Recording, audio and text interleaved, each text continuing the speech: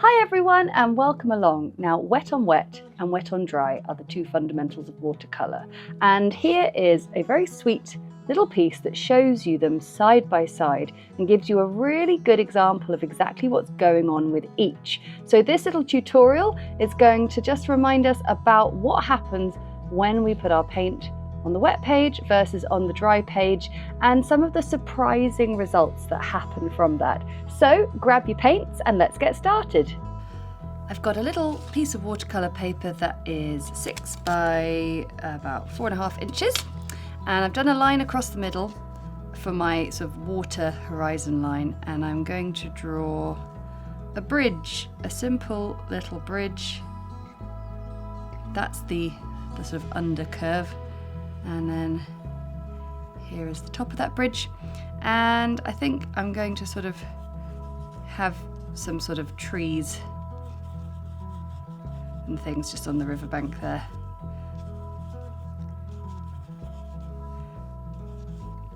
And just keep it nice and sort of fairly straightforward and simple.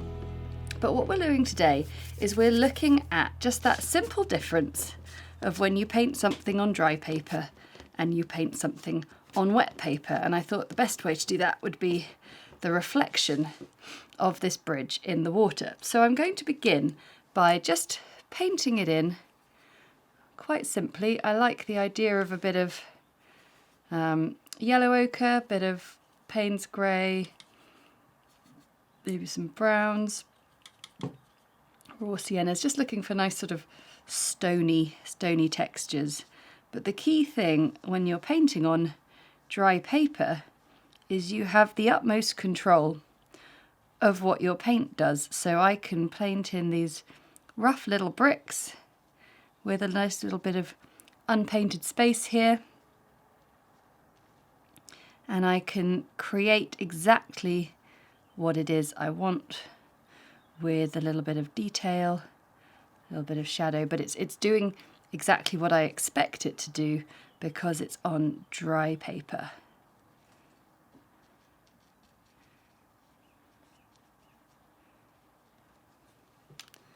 The next thing to do is to add in some trees. So I'll get a few greens.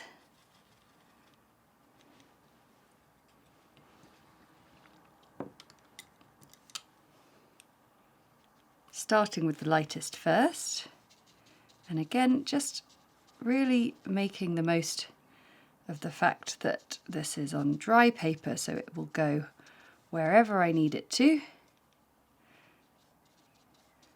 and allowing for little bits of unpainted space, little flourishy twiggy bits.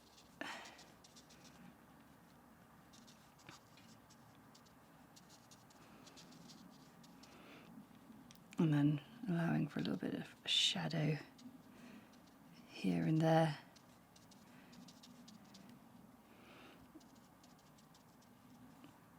Now some of you might be thinking, well, but there are points in this where the page is wet from the paint I've put down on it.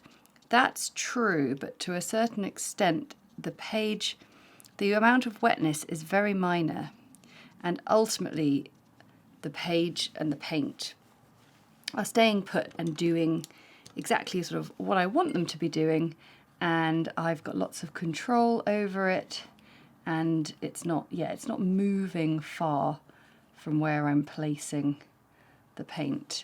And then I can put in a few little branches.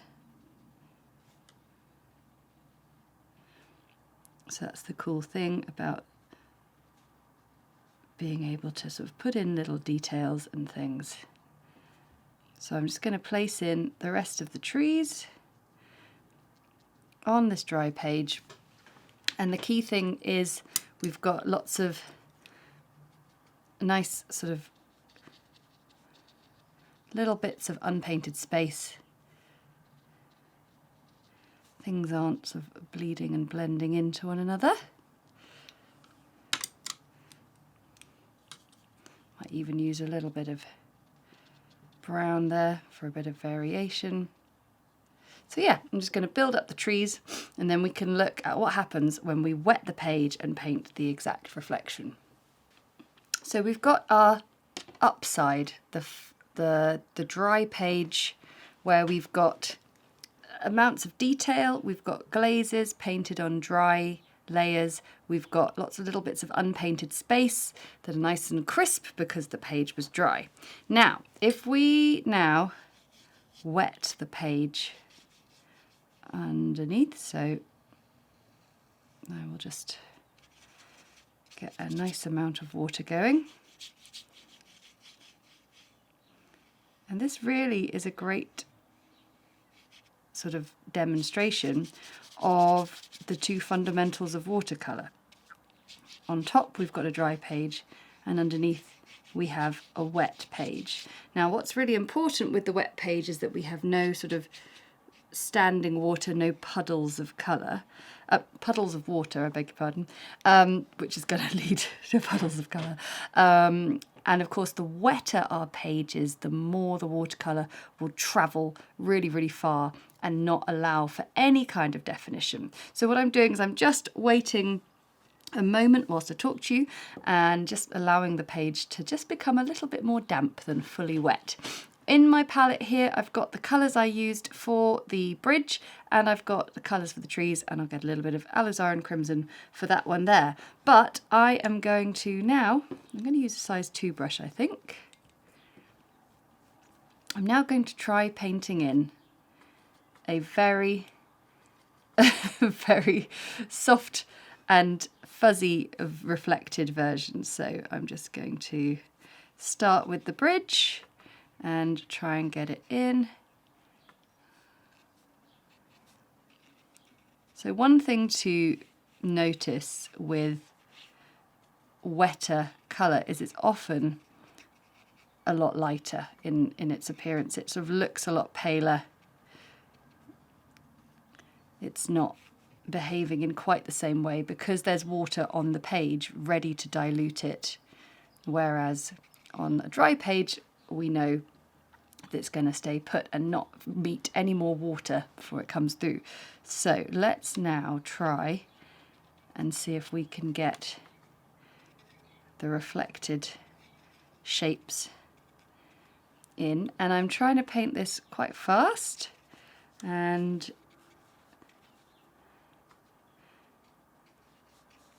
the good news is that we've got pretty much the right amount, the exact right amount of water on our page so that we're not getting too much travel.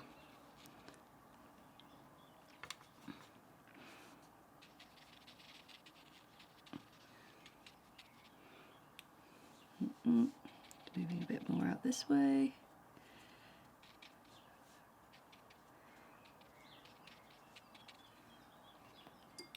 A really dark little tree in the middle. I'm not sure if that sat on the bridge for the sake of this piece.